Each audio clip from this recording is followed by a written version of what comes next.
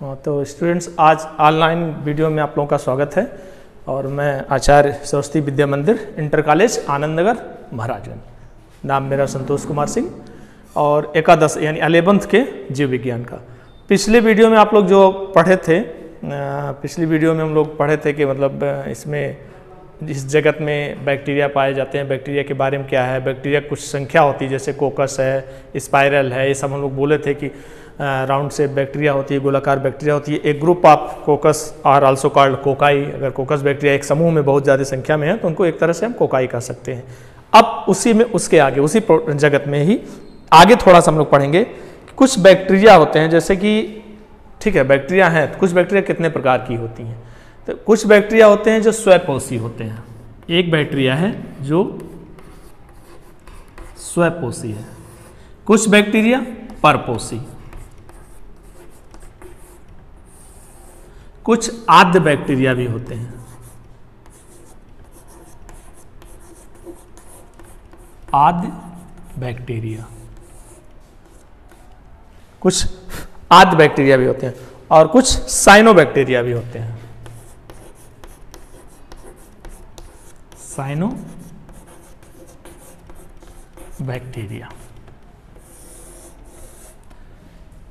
ये थोड़ा थोड़ा सा आज हम लोग पढ़ेंगे उसी जगत में ही। जगत कौन सा था? मोनेरा।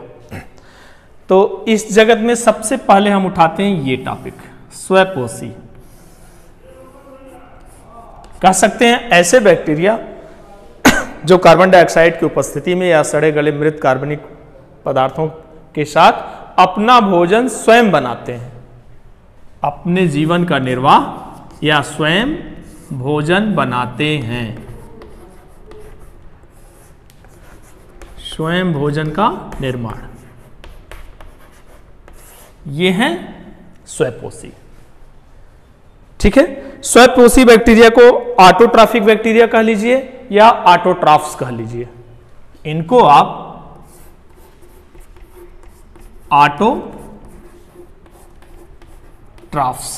ऑटोट्रॉफ्स यानी स्वपोषी। स्वपोषी बैक्टीरिया का मतलब ऑटोट्रॉफिक बैक्टीरिया, स्वपोषी बैक्टीरिया है। अब इसमें वे जीवाणु जो अपना भोजन कार्बन डाइऑक्साइड और मृत कार्बनिक पदार्थों की उपस्थिति में अपना स्वयं बनाते हैं, जैसे कि क्लोरोबियम नाइट्रोसोमोनास। इसका उदाहरण हो जाएगा क्लोरोबियम नाइट्रोसोमोनास।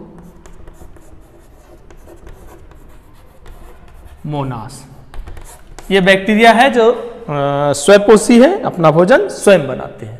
सिंपल है, स्वपोषी मतलब स्वयं पोषण वो अपना स्वयं करे, अपने भोजन का निर्माण स्वयं करे, किसी पे डिपेंड न रहे, वो स्वपोषी बैक्टीरिया हो जाती है। बैक्टीरिया में ही नहीं, स्वपोषी परपोषी शब्द तो सब में आ सकता है, किसी भी चीज में। जैसे हम ही हैं, कुछ बच्चे हैं, अगर बच्चा अपना जीवन का निर्वाह अभी छोटा बच्चा अपने नहीं कर सकता, उसको आप स्वपोषी नहीं बोलेंगे, परपोषी कहेंगे। हम हैं एज ए टीचर अपना जीवन यापन कर रहे हैं, पढ़ा रहे हैं, सैलरी पा रहे हैं, कमा रहे हैं, परिवार को जिला खिला रहे हैं, तो अपना भोजन अपना जीवन का निर्वाह हम कर रहे हैं, हमको भी आप स्वपोषी कह सकते हैं। तो सेम उसी तर्ज पे ही बैक्टीरिया को भी स्वपोषी कहा गया है। अब नंबर आता है परपोषी का। परपोषी क्या है? सिंपल चीज है, स्वपोषी में जो अपना भोजन का निर्माण स्वयं कर सके, परपोषी में जो अपना का भोजन जो अपने भोजन का निर्माण स्वयं नहीं कर सकता, किसी दूसरे पे डिपेंड हो, किसी दूसरे जीव जंतुओं के ऊपर डिपेंड हो, उनके आंत में रहे। जैसे बहुत सारे बैक्टीरिया ऐसे हैं जो बड़े बड़े गाय भैंस हैं, उनके पेट में आंत में रह के अपना जीवन यापन करते हैं। वो आगे आएगा, अभी मैथनोजन में हम लोग पढ़ेंगे। बहुत सारे बैक्टीरिया हैं जो पौधों के जड़ों में रह करके अपना जीवन यापन कर ले रहे हैं। तो जो अपना जीवन दूसरे पर निर्भर रह के पूरा करते हैं, दूसरे पर निर्भर रह करके पूरा करते हैं, वो कौन कहेंगे? परपोषी। परपोषी को हम हेट्रोट्रॉफ्स बोलेंगे। हेट्रो TROPHS, हेट्रोट्रॉफ्स, परपोषी बोलेंगे। अब इसमें क्या है, यह तो बहुत ज्यादा मात्रा में पाए जाते हैं।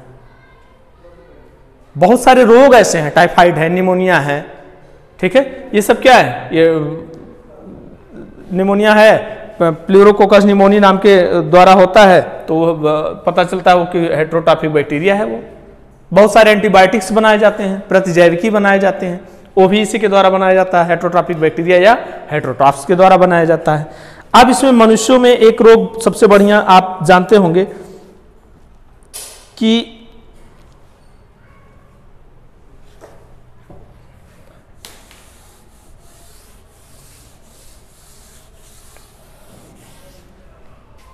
एक पौधा है नींबू,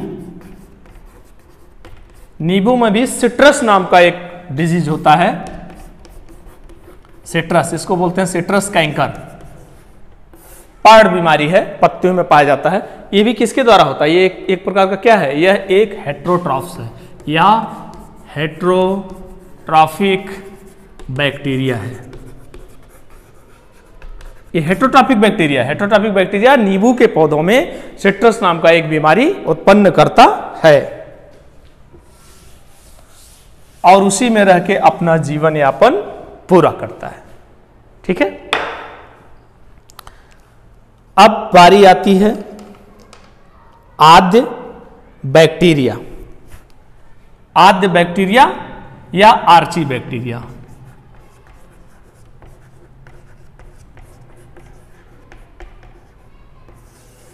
आद्य का मतलब होता है प्रिमिटिव, सूक्ष्म,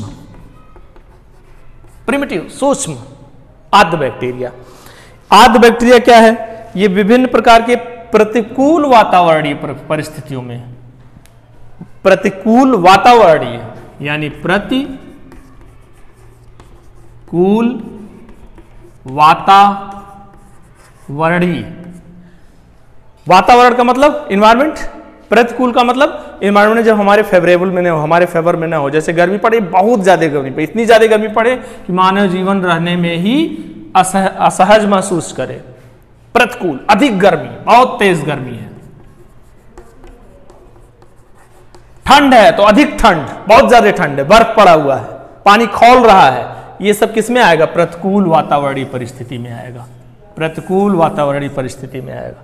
ऐसे में भी ये बैक्टीरिया अपना जीवन यापन कर लेते हैं और इसी के नाते आद्य बैक्टीरिया को या आर्ची बैक्टीरिया को जीवित जीवाश्म भी कहा गया है। जीवित जीवाश्म यानी लिविंग फॉसिल। ये एक नंबर पॉइंट ऑफ व्यू से ये क्वेश्चन बन सकता है कि what is the living fossils, जीवित जीवाश्म किसे कहा गया है? तो आद्य बैक्टीरिया को या आर्ची बैक्टीरिया को, आर्ची बैक्टीरिया को या आद्य बैक्टीरिया को, इसको हम एक तरह से लिविंग फॉसिल या जीवित जीवाश्म कहते हैं।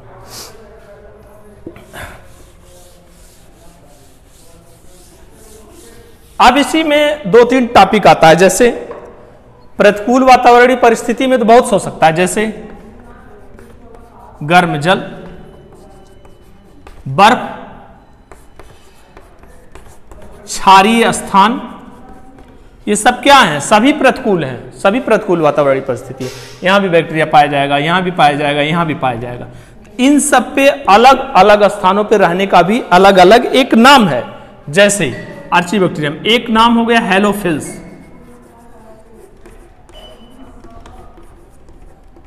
एक शॉर्टकट नाम दिया गया है हेलोफिल्स।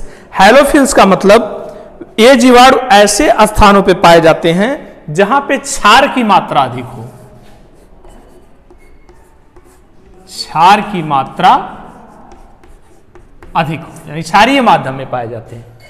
अगर ऐसे जगह पे कोई बैक्टीरिया पाया जाएगा तो उनको ऑटोमेटिकली आप हेलोफिल्स कहेंगे। दूसरा है थर्मो एसिडोफिल्स, दूसरा है थर्मो एसिडोफिल्स। ये कहां है? ये उच्च अम्लीयता है। थर्मो एसिडोफिल्स क्या है? इनके अंदर उच्च ताप और उच्च अम्लीयता, उच्च ताप, हाई टेम्परेचर, और अगर अम्लीयता है यहां क्षारीय है, यहां अम्लीय हो जाएगा। तो उनको शॉर्टकट में आप थर्मोहेड्रोफिल्स कह सकते हैं। बैक्टीरिया का नाम नहीं है। ऐसे बैक्टीरिया जो उच्च ताप अम्लीय स्थानों में पाए जाते हैं उनको थर्मोहेड्रोफिल्स कहते हैं। ऐसे बैक्टीरिया जो ऐसे स्थानों पर पाए जाते हैं जहां का मृदा क्षारीय हो, क्षार के माध्यम में पाए जाते हैं, उनको हम हैलोफिल्स कहते हैं। 2 हुआ। तीसरा है मेथनोजेंस, METHENO, मेथनोजेंस। ऐसे बैक्टीरिया क्या हैं? ऐसे बैक्टीरिया प्रायः रूडिमेंट जानवर जैसे कि गाय, भैंस, इन सब में पाए जाते हैं और इनसे निकले हुए गोबर से, इनके निकले हुए गोबर से गोबर गैस बनाने का काम में ये मदद भी करते हैं। इस वजह से ये मेथनोजेंस के अंतर्गत आते हैं। तो इसमें 3 हुआ, मेथनोजेंस तीसरा था। दूसरा हम लोग क्या पढ़े हैं? थर्मोएसिडोफिल्स, और पहला हम लोग पढ़े हैं हैलोफिल्स। हैलोफिल्स ये थोड़ा सा आर्ची बैक्टीरिया में, आर्द्र बैक्टीरिया में आता है। 1 नंबर पॉइंट ऑफ व्यू से archaebacteria living fossils, the archaebacterias are called also living fossils, या लिविंग फॉसिल्स जीवित जीवाश्म कहा गया है। आर्ची बैक्टीरिया अनफेवरेबल कंडीशन में ग्रो करते हैं। अनफेवरेबल कंडीशन का मतलब प्रतिकूल परिस्थितियों में ग्रो करते हैं।